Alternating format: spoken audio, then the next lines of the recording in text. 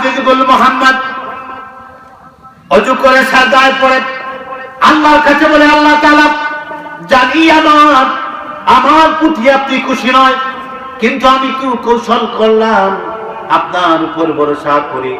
আয় আল্লাহ তাআলা, আমি হাফিজুল মুহাম্মদ যদি মরে যায়, কাফের বেঈমানেরা যদি আমাকে হত্যা করে ফেলে, আমার জীবন যদি তাদের হাতে চলে যায়, আমার কোনো ভয় নাই, আমার কোনো ভয় নাই। কিন্তু আল্লাহ তাআলা, আমি তো কথা দিয়েছি কি বোমা বানায়া তাদের একটা ট্রেন ধ্বংস করব। আয় আল্লাহ তাআলা, আমি যদি তাদের একটা ট্রেন ধ্বংস করতে না পারি, আমি হাফিজুল মুহাম্মদের কোনো বদনাম হবে না, অপবাদ হবে না, বেইজ্জতি হবে না।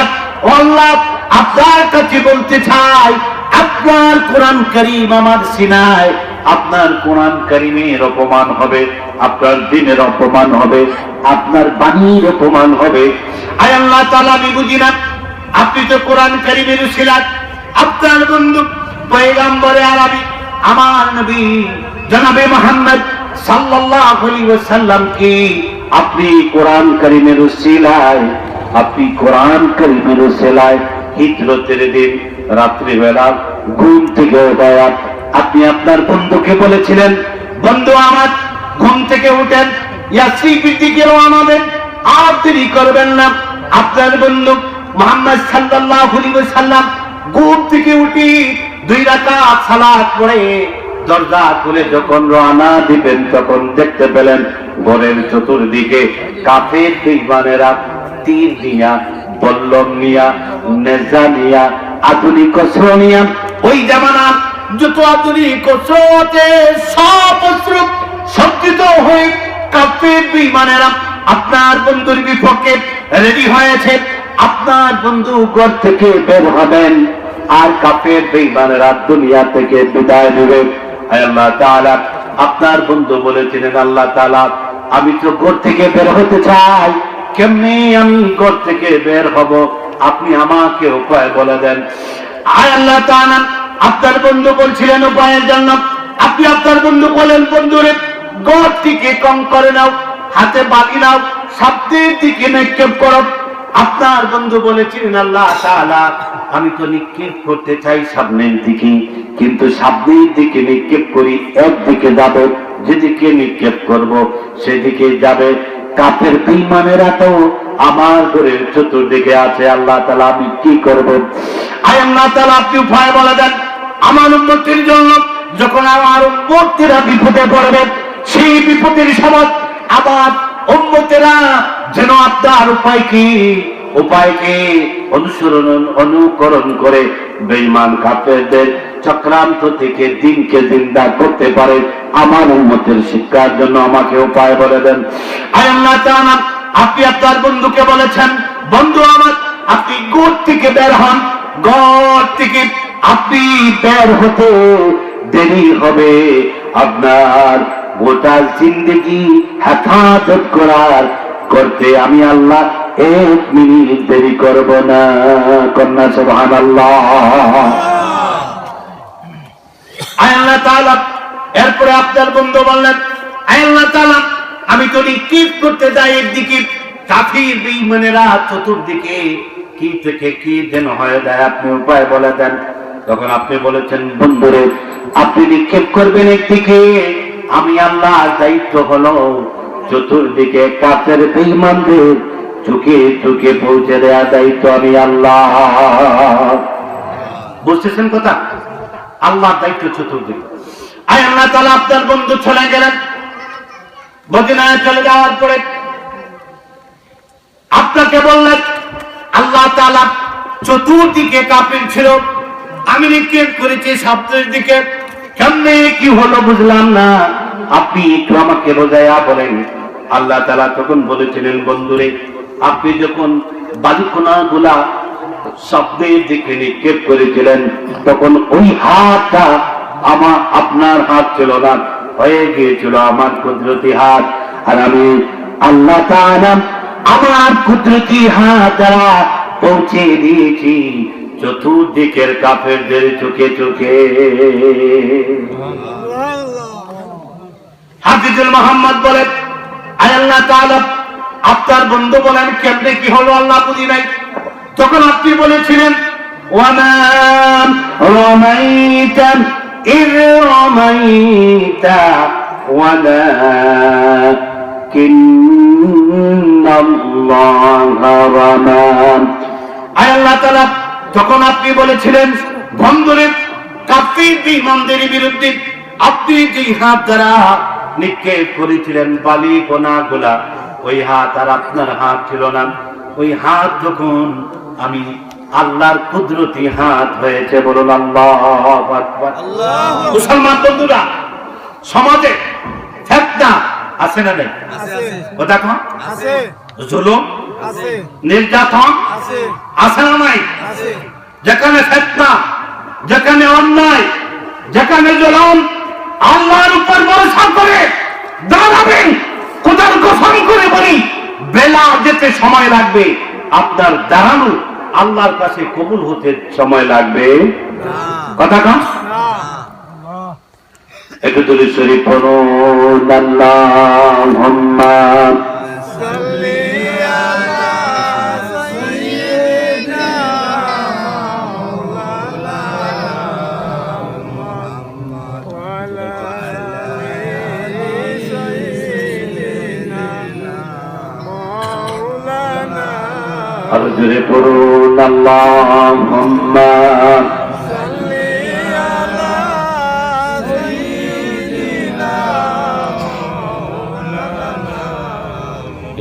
ব্যবস্থা হবে বলে। আমার মুসলিম কেরাম, আমার মুসলমান বন্ধুগণ, হাফিজুল মুহাম্মদ সাজদায় পড়ে গিয়ে আমার আল্লাহর কাছে বলতেছে, আল্লাহ আমি যদি এই মুহূর্তে পরাজিত হয়ে যাই, জানি আমি পারবো না, পানি দিয়ে বোম বানাতে পারবো না, আমি যদি এই মুহূর্তে আমার কৌশল করে যদি কাফের বেঈমানদের যুদ্ধে আমি হেরে যাই, আমার কিছু হবে না, আপনার কোরআনের বেইজ্জতি হবে, আপনার কালামের অপমান হবে। আমার মুসলমান বন্ধুগণ, আমার মুসলমান বন্ধুগণ, হাফিজুল মুহাম্মদ আল্লাহ তাআলার কাছে ডাক দিয়ে বলেন, আয় আল্লাহ তাআলা, আমি সাজদায় পড়লাম, সাজদা থেকে মাথা উঠায়া স্লোভাকিয়ার জমিন থেকে এক মুষ্টি মাটি হাতে নিয়ে আপনার নাম এর উপর ভরসা করে আপনার হাবিবের মহব্বতে আমি এক মুষ্টি মাটি কাফের বেঈমানদের ট্যাঙ্কির উপর নিক্ষেপ করব। আল্লাহ তাআলা 360টা ট্যাঙ্ক ধ্বংস হোক আমি চাই না, আপনি যদি একটা ট্যাঙ্ক ধ্বংস করে দিতে পারেন। আয় আল্লাহ তাআলা, আমি কথা দিলাম, বেলা শেষে সন্ধ্যা হয়, সন্ধ্যার পরে যখন আবার ভোরবেলা আসে, এই দেশে পূর্বাকাশে সূর্য উদিত হতেই অতি দেরি হবে। আল্লাহ তাআলা, আমি কথা দিলাম, এই জমিনে আপনার দিন চিন্তা করতে আমি হাফিজুল মুহাম্মদের 1 মিনিট সময় লাগবে না। কন্যা আল্লাহু আকবার। আমার মুসলমান বন্ধুগণ, হাফিজুল মুহাম্মদ সাজদা থেকে মাথা উঠায়া স্লোভাকিয়ার জমিনে এক মুষ্টি হাতে মাটি নিয়ে এইভাবে মুষ্টিবদ্ধ করে কোরআনে হাতে এইবার আমার আল্লাহর উপর ভরসা করে লা ইলাহা ইল্লাল্লাহু মুহাম্মাদুর রাসূলুল্লাহ বলে একটা ফুঁক দিয়ে বিসমিল্লাহি আল্লাহু আকবার বলে কাফের বেঈমানের ট্যাঙ্কির উপর নিক্ষেপ করলো। স্লোভাকিয়ার সৈন্যবাহিনীরা তাকায়া দেখি হাফিজুল মুহাম্মদ বলেন, আমি তাকায়া দেখলাম একটা, দুইটা, তিনটা নয়, আমি যখন নিক্ষেপ করলাম একটা ট্যাঙ্কির উপর আমার নিক্ষেপকৃত বালিকণা পড়েছে, আমি তাকায়া দেখি একটা, দুইটা, তিনটা নয়, এক মুহূর্তে 310টা ট্যাঙ্কির ভিতরে আমার আল্লাহ তাআলা তার কুদরত দ্বারা আগুন ধরায়া দেন। আমার আল্লাহ তাআলার এই কুদরতি খেলা দেখে, নমুনা দেখে স্লোভাকিয়ার কাফের বেঈমানেরা আর দেরি করলো না, তারা বলতে লাগলো কি আর করব, সারা জীবন যাদের বিরুদ্ধে যুদ্ধ করেছি তারা তো মুসলমান, তাদের এমন এক প্রযুক্তি আছে, দেখলাম যেই জাতি, যেই যুবকরা, যেই জাতিরা আল্লাহর দ্বীনের জন্য ওযু করে হাত মুখ ধৌত করে পানি দিয়ে বোমা বানায়া আমাদের অত্যাধুনিক মার্কাবা ধ্বংস করতে পারে, এই যুক্তির বিরুদ্ধে জীবনের যুদ্ধ করতে পারবো, যুদ্ধ করে জয় লাভ করতে পারবো না, আমরা বিজয়ী হতে পারবো না।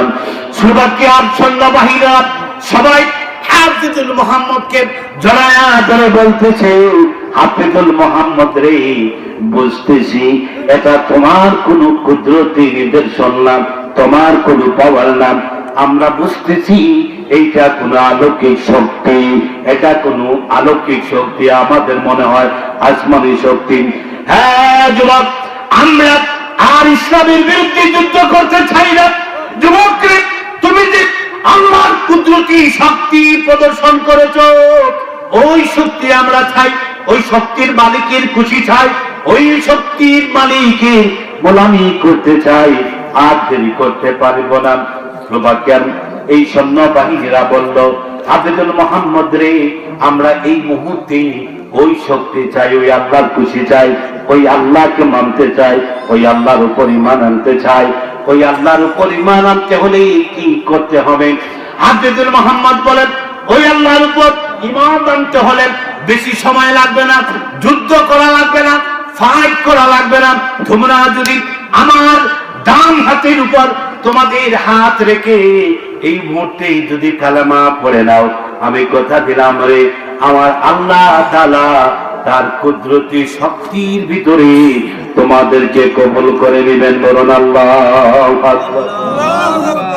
আমরাও সেই কুদরতি শক্তি চাই কিনা বন্ধুরা আমার? কথা কন চাই, আমরাও সেই কুদরতি শক্তি চাই। একটু জিকির করি, লা ইলাহা ইল্লাল্লাহ, জোরে লা ইলাহা ইল্লাল্লাহ, লা ইলাহা ইল্লাল্লাহ, লা ইলাহা ইল্লাল্লাহ। আমার মুসলমান বন্ধুগণ, আমি আপনাদেরকে বোঝাতে চাই, আল্লাহ আমাদের জন্য আছেন কিনা? বিশ্বাস আছে? বিশ্বাস যদি থাকে তাহলে আমাদের এই দেশে, এই সমাজে ফিতনা আছে না নাই? কথা কম। আমাদের এই সমাজে মসজিদে অনেক মসজিদ আছে, এই মসজিদের সভাপতি বলতে পারবো কিছু ওপেন কথা বলতে চাই, মনে কষ্ট নেবেন? দাওয়াত তো দিবেন না, বুঝলি, উচিত কথা বলে আর দাওয়াত হয় না। আমার মুসলমান বন্ধুগণ, অনেক মসজিদের সভাপতি আছেন সুদখোর, ঠিক কিনা? ক্যাশিয়ার ঘুষখোর, সেক্রেটারি জুলুমবাজ আছে না নাই? এদেরকে নিয়ে আপনার চলেন কেন? আপনাদের সমাজে সুদ দেয়, সুদ খায়, এমন মানুষ আছে না নাই? এদেরকে নিয়ে চলেন কেমনি? যারা সুদ দেয়, সুদ খায়, তারা তো মায়ের সাথে জিনা করার চেয়ে বড় গুনাহ করে, ঠিক না? আমার মুসলমান বন্ধুগণ, আমি বলতে চাই, এই সমাজে ফিতনা করা যাবে না। সমাজে কি করা যাবে না? ফিতনা করা যাবে না। যদি ফিতনা মুক্ত সমাজ আমরা গড়তে পারি, আমার বিশ্বাস এই সমাজে মানুষের দ্বারা আল্লাহর বিপক্ষে কোনো আইন, কোনো ফতোয়া, রসুলের অবমাননা, রসুলের মানহানি এই বাংলার জমিনে হবে না, ঠিক কিনা? আমাদের সবচেয়ে বেশি ক্ষতি করে আমাদের জাতিবাদ, ঠিক কিনা? মুসলমানদের সবচেয়ে বড় ক্ষতি করেছে আমরা খামাকা ইহুদি খ্রিস্টানদেরকে দোষী, সবচেয়ে বেশি ক্ষতি করেছে মুনাফিক, ঠিক কিনা? আছে না নাই? লম্বা দাড়ি, আমার চেয়ে লম্বা জুব্বা, আর মুনাফিকি সংসদ হচ্ছে এলাকায় ছোট ছোট চার দোকান, ঠিক কিনা? ওখানে বসলো, নামাজও পড়ে ওখানে বসে, আর বসে কার মেয়ে কেমনে গেল, কার ছেলে কি করলো, কে কি করলো না করলো, এই বিষয় নিয়ে আছে, ঠিক কিনা? আবার পকেটও থাসবি কই, আমি কোন জানি, আমি বলি বহুত জানেন, তোমার চেয়ে শয়তান বলে আরো বেশি জানে, ঠিক না?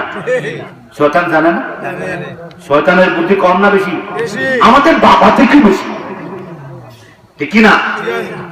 কারণ আদম আলাইহিস সালাম থেকে তার বয়স বেশি না শয়তানের? যার বয়স বেশি তার উত্তমি বুদ্ধি কম না বেশি? কথা কান। আমি গত বছর হজের সময় দেখলাম আমার দেশের এক যুবক হজে গেছে, শয়তানকে কম করে মারতেছে, মারতে মারতে বেচারা শেষ পর্যন্ত জুতা খুলিয়ে মারছে।